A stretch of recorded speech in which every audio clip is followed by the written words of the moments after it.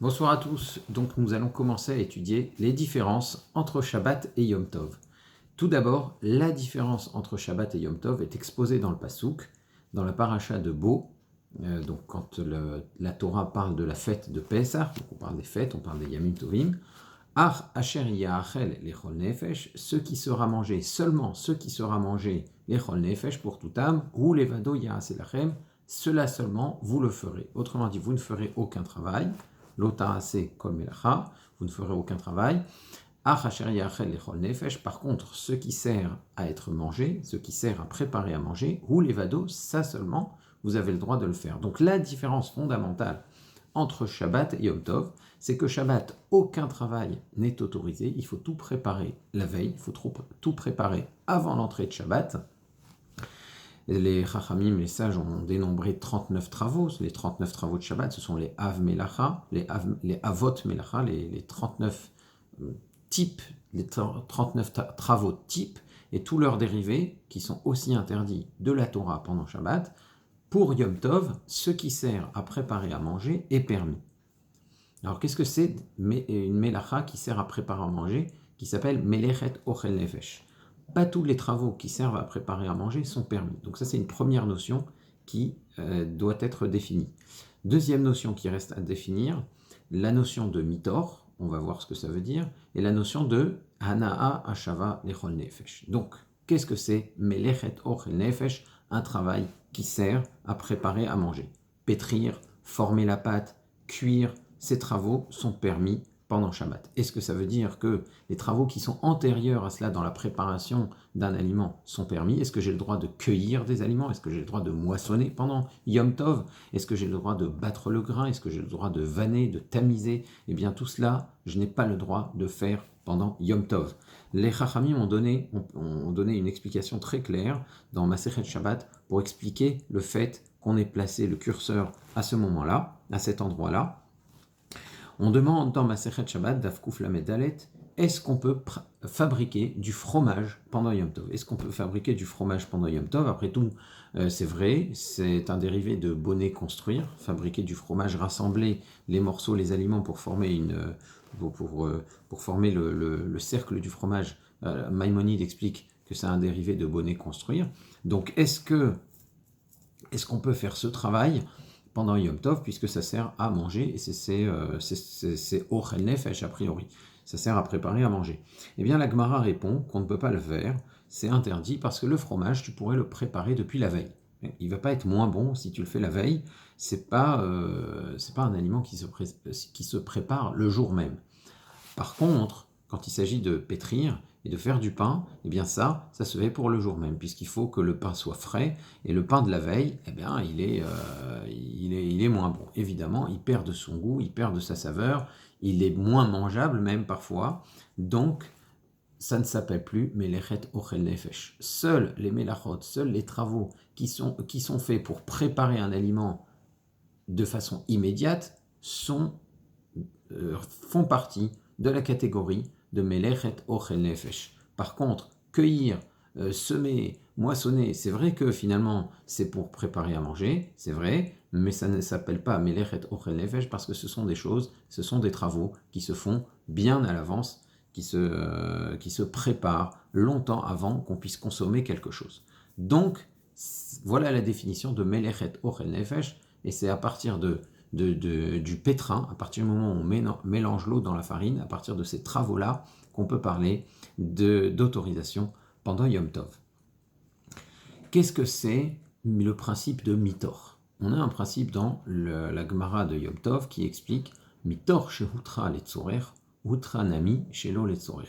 À partir du moment où une melacha est permise, letzorer ochel nefesh, à partir du moment où un travail est permis pour préparer à manger, eh bien ce travail est permis aussi quand il ne s'agit pas de préparer à manger. Quand il s'agit par exemple de s'éclairer, j'ai le droit d'allumer un feu pour cuire, eh bien j'ai le droit aussi d'allumer un feu pour m'éclairer. Mitor sheutra letzorer, utra nami shelo letzorer. Encore que s'éclairer pour pouvoir manger, on peut dire que ça s'appelle aussi ochel nefesh, mais j'ai le droit aussi de m'éclairer pour marcher dans le chemin, c'est pas ochel nefesh. J'ai le droit d'allumer un feu pour réchauffer la pièce, même si il fait pas particulièrement froid. Ça s'appelle mitor sheutra letzorer utranami shelo letzorer, parce que c'est permis pour pouvoir manger, c'est permis même quand c'est shelo letzorer, quand il ne s'agit pas de préparer à manger, mais quand il s'agit de satisfaire un besoin du jour de Yom Tov.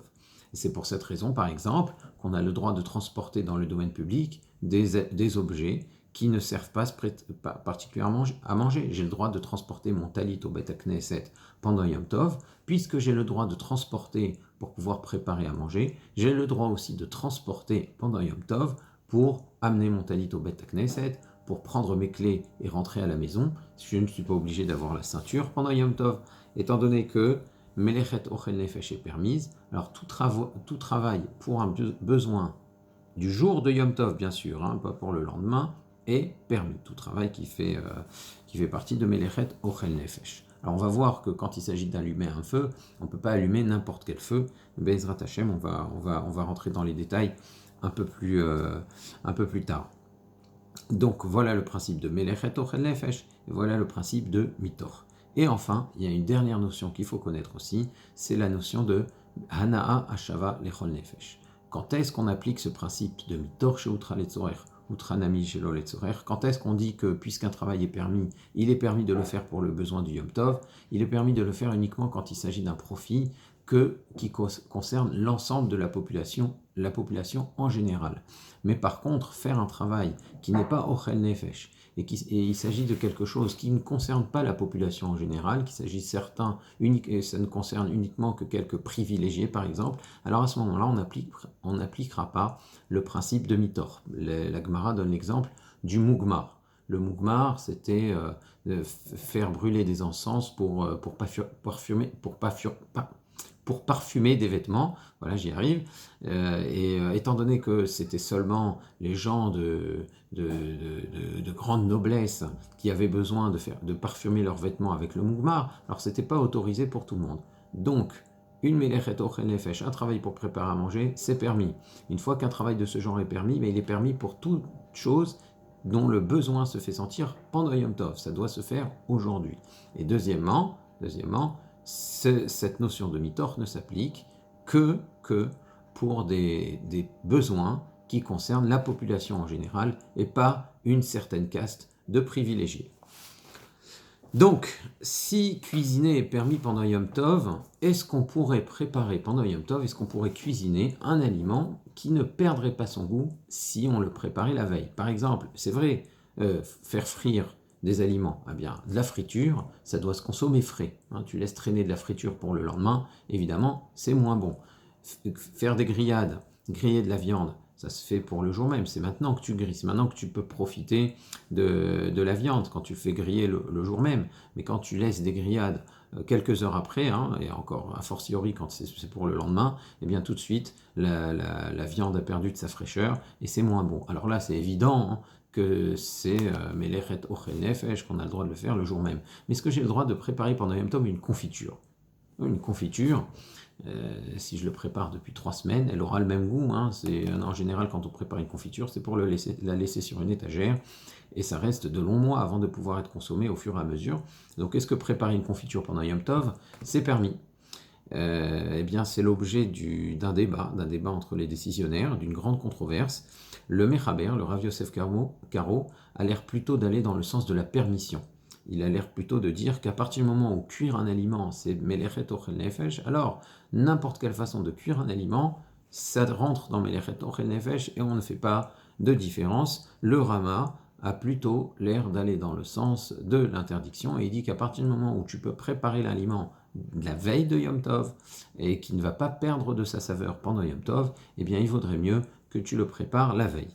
Et on a plutôt tendance à suivre le Rama, y compris dans les communautés sfarades. En général, ce que l'on cuisine pendant Yom Tov, c'est plutôt les aliments qui ne se préparent pas depuis la veille et qui perdent de leur saveur. On peut préparer un riz Yom Tov, par exemple. Un riz, si vous le préparez de la veille, il va se mettre à coller, il va être moins bon. Bon, n'importe quel aliment où, si on attend le lendemain, eh bien, il est moins bon, eh bien, c'est un argument suffisant pour le permettre, d'après tout le monde. Hein. On ne parle que d'aliments qui vraiment ne perdent pas de leur saveur et restent aussi bons s'il est préparé la veille. Mais par contre, dès qu'un aliment perd un tant soit peu de sa saveur parce qu'il a été préparé la veille, eh bien on aura le droit, d'après tout le monde, de le préparer pendant Yom Tov. Alors, si on a le droit de cuisiner, comment cuisiner? Ça, il faut savoir que quand on a dit qu'on a le droit d'allumer un feu pour préparer à manger pendant Yom Tov, on ne peut allumer un feu qu'à partir d'une flamme existante. Effectivement, allumer un feu nouveau pendant Yom Tov, c'est un effort. C'était un grand effort d'ailleurs à l'époque des Chachamim, jusqu'à récemment, quand on a inventé les allumettes, le briquet. Bon, il fallait gratter des pierres pour pouvoir allumer une allumette et enfin allumer une chandelle. Donc il fallait préparer la chandelle depuis la veille de Yom Tov. Ça, c'est ce que Chachamim ont décrété. On n'allume pas de nouvelles flammes pendant Yom Tov. Et donc on ne peut pas, pendant Yom Tov, allumer un briquet, gratter une allumette. Il faut prévoir une veilleuse avant l'entrée de Yom Tov. Et une fois qu'on a prévu cette veilleuse avant l'entrée de Yom Tov, de cette veilleuse, on peut allumer les nérodes de Yom Tov, on peut allumer la gazinière, on peut allumer un feu de cheminée, tout ce qui est nécessaire pour, encore une fois, Meleret Ochel Nefesh, un travail qui est pour préparer à manger, et Davar Achavé les Chol Nefesh, et ou un profit qui concerne la population en général. Donc, on peut allumer sa gazinière pendant Shabbat, à partir du moment où on prend une allumette, et à partir d'une veilleuse, d'une flamme existante, on allume la gazinière. Une fois que le gaz est allumé, on peut augmenter la flamme.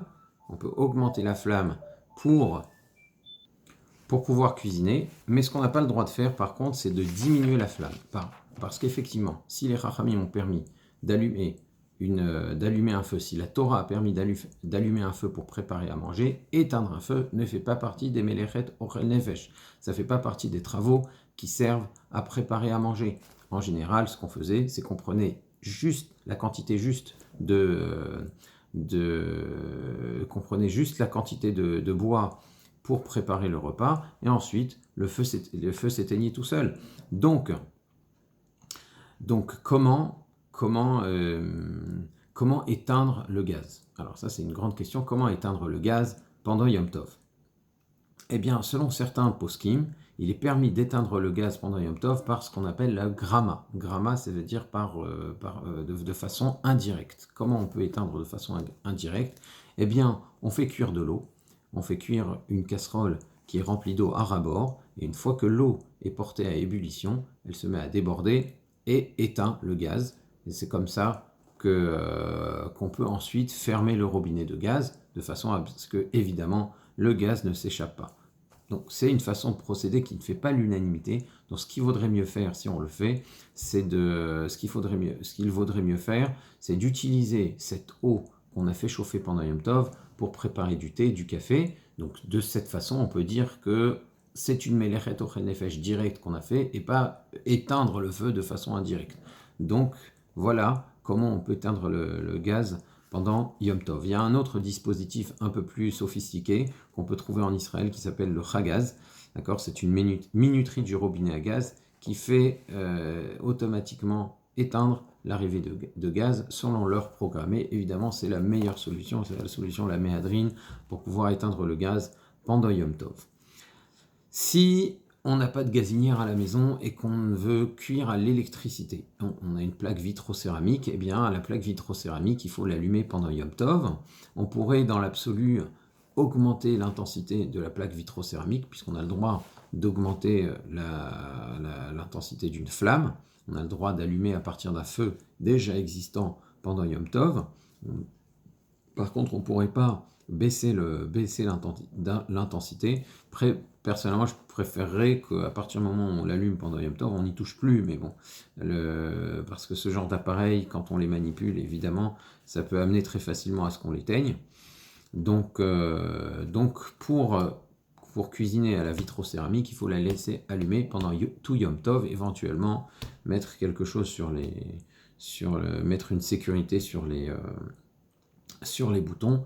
Et si on la laisse allumer pendant tout Yom Tov, il ne faudrait pas la laisser allumer trop fort parce que ça peut abîmer l'appareil. On peut aussi cuisiner sur la plata de Shabbat. On pourrait brancher la plata de Shabbat si on n'a pas besoin d'un trop grand feu, qu'on a envie de préparer des choses plutôt simples comme un riz ou des œufs. Eh bien, une plaque électrique de Shabbat est parfaitement suffisante. Concernant l'induction, alors l'induction c'est un peu difficile à utiliser pendant Yom Tov parce que si on allume une plaque à induction, à partir du moment où on retire la casserole, la plaque à induction s'éteint. Donc le seul moyen d'utiliser une induction pendant Yom Tov, c'est d'avoir un adaptateur qu'on peut trouver dans le commerce, à poser sur la plaque à induction, qui joue le rôle de la casserole, donc il reste sur la plaque, sur la plaque à induction, et c'est sur cet adaptateur qu'on posera la casserole sur laquelle on voudra cuisiner pendant Yom Tov. Voilà, donc comment cuisiner Yom Tov.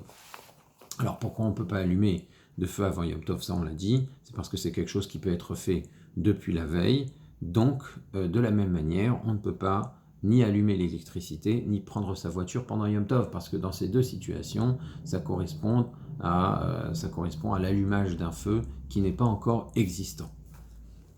Alors, il y a encore une autre différence entre Shabbat et Yom Tov, qui est un peu plus subtile, c'est concernant l'allumage des nérotes de Yom Tov. À l'entrée de la fête, on allume des nérotes, on a l'habitude d'allumer des bougies pour compléter la lumière électrique. Donc c'est une mitzvah, un commandement positif des Chachamim pour Shabbat. Pour Shabbat, c'est obligatoire d'avoir des nérotes de Shabbat. Pour Yom Tov aussi, on allume des nérotes de Yom Tov de façon à pouvoir manger et être éclairé quand on mange. Et il y a une habitude, notamment dans les communautés ashkénazes, mais elle est aussi très répandue dans les communautés sfarades, que pendant Shabbat, quand on allume les nérotes de Shabbat, on allume d'abord les flammes, sans les regarder, et ensuite on pose l'allumette, et on dit la bracha, on dit la bénédiction, Baruch ata Hashem, béni sois-tu Hashem, Elokeinu melech haolam, asher kideshan me'vzotav, vetzivanu, qui nous a ordonné, les hadlik ner shel Shabbat, ou shel Shabbat Kodesh, d'allumer les nérotes de Shabbat, ou les nérotes de Shabbat Kodesh, du Saint Shabbat. C'est comme ça que ça se passe, en règle générale, pour l'allumage des nérotes de Shabbat. Alors chez les Sfaradim, c'est pas toujours de cette façon qu'on procède, parce que le Mechaber, il pense que même Shabbat, il faudrait dire la bracha avant l'allumage, mais en tout cas pour Shabbat, c'est comme ça qu'on fait. Pourquoi? Quel est le sens de cette coutume? Alors, c'est le Rama au nom du Maharil qui l'explique, qui dit que normalement, quand on dit la bracha, quand on dit béni sois-tu Hashem qui nous a ordonné d'allumer les nérotes de Shabbat, eh bien c'est comme si on prenait sur soi le Shabbat. On accepte de toutes les interdictions de Shabbat à partir de ce moment-là, surtout chez les femmes. Les hommes n'acceptent pas le Shabbat à partir de l'allumage, ils l'acceptent à partir du moment où ils récitent le Lecha Dodi. Mais les maîtresses de maison, c'est à partir du moment où elles allument les nérotes de Shabbat qu'elles acceptent le Shabbat, et tout particulièrement, selon le Rama, à partir du moment où elles récitent la bracha. Donc si elles récitent la bracha et qu'elles acceptent le Shabbat, comment elles vont allumer les nérotes à ce moment-là, puisque Shabbat c'est interdit d'allumer des nérotes, alors comme c'est interdit d'allumer des bougies. Donc qu'est-ce qu'on fait? Selon le Rama, encore une fois, c'est répandu aussi dans de nombreuses communautés sfarades, on allume d'abord les bougies de Shabbat, sans en profiter, on récite la bracha, et à ce moment-là, on accepte sur soi le Shabbat, et c'est à ce moment-là qu'on peut commencer à profiter des nérotes. Donc on aura dit la bracha pas spécifiquement sur l'allumage, mais sur le fait de profiter de la lumière de ces bougies. Alors ça, c'est ce qui se passe pendant Shabbat, puisque pendant Shabbat, on ne peut pas allumer de feu. Mais Yom Tov, il est permis d'allumer un feu. Il est permis d'allumer un feu pour une Melechet Ochel Nefesh, et aussi pour l'éclairage de la pièce. Donc j'ai parfaitement le droit de gratter mon allumette, de réciter la bracha, et même si à ce moment-là, je reçois la fête de Yom Tov, j'ai le droit d'allumer les nérotes. C'est pourquoi le Mishneh Brura, le Noda Biouda, le Chida disent que même selon le Rama, pour l'allumage des nérotes de Yom Tov, on allume après la bracha, c'est-à-dire d'abord on récite la bracha, béni sois-tu Hashem, Elokeinu melech haolam, lehadlik ner asher kideshan me'vzotav vetzivanu, qui nous a sanctifié par ses mitzvot et nous a ordonné, lehadlik ner shel Yom Tov, d'allumer les nérotes de Yom Tov. On a l'allumette en main, donc on n'a rien en frein, on n'a pas allumé de nouveaux feux pendant Yom Tov, et à partir de cela, on peut allumer les nérotes, y compris la veilleuse. En général, on allume la veilleuse avant et on la dépose près de l'évier, dans un endroit où il ne risque pas d'y avoir d'incendie. On peut donc parfaitement allumer les nérotes après la bracha pour Yom Tov. Ah, ça, c'est ce qu'on fait s'il n'y a pas de coutume définie. Maintenant, c'est possible qu'il y ait dans certaines familles des coutumes déjà établies où on ne fait aucune différence entre Shabbat et Yom Tov au niveau des nérotes, mais si on n'a pas de coutume établie, c'est comme ça qu'il faut faire. Ça veut dire que pour Yom Tov, on devra d'abord dire la bracha et ensuite allumer les nérotes de Yom Tov. Est-ce que fumer est permis pendant Yom Tov? Alors ça, c'est une grande question, hein, parce que c'est vrai qu'on a le droit d'allumer un feu pendant Yom Tov, on a le droit d'allumer un feu pour préparer à manger, on a le droit d'allumer un feu quand il s'agit mitor chez Outra Letzorer, parce que c'est permis pour les besoins de la préparation du manger, c'est permis aussi chez l'eau Letzorer pour d'autres besoins, mais on a besoin il faut que ces autres besoins soient Shavé Lechol Nefesh, concernent la population en général. Est-ce que fumer, ça concerne la population en général? C'est pas évident, puisque le fait de fumer, c'est plus aussi répandu que ça a pu l'être au siècle précédent. On est de plus en plus conscient des problèmes de santé que ça peut causer. Ça reste néanmoins assez répandu, et l'habitude, la coutume est de se permettre de fumer pendant Yom Tov, en considérant que ça fait partie de ce qu'on appelle Ochel Nefesh, et Hana, Shaval Echol Nefesh, un profit qui est populaire, qui est répandu. Effectivement, hein, à la différence de Mugma, hein, qui est un plaisir, on va dire un luxe, c'est un luxe, fumer n'est pas considéré comme un luxe. Il y a même des gens, on n'est pas obligé d'être très aisé pour fumer, c'est à la portée de tout le monde. Ça coûte de l'argent, certes, mais c'est à la portée de tout le monde. Donc on peut dire que c'est un plaisir populaire, c'est Hana'a Shaval Echol Nefesh. Donc on a l'habitude pour cela de se permettre d'allumer des cigarettes pendant Yom Tov, encore une fois, à partir d'une flamme existante. Maintenant, reste à dire évidemment que moins on peut fumer, y compris en semaine, mieux c'est, parce que préserver sa santé, c'est aussi une mitzvah. Voilà. Bezrat Hashem, on verra encore d'autres différences entre Shabbat et Yom Tov pour la prochaine fois. En attendant, on peut déjà se souhaiter Chag Sameach.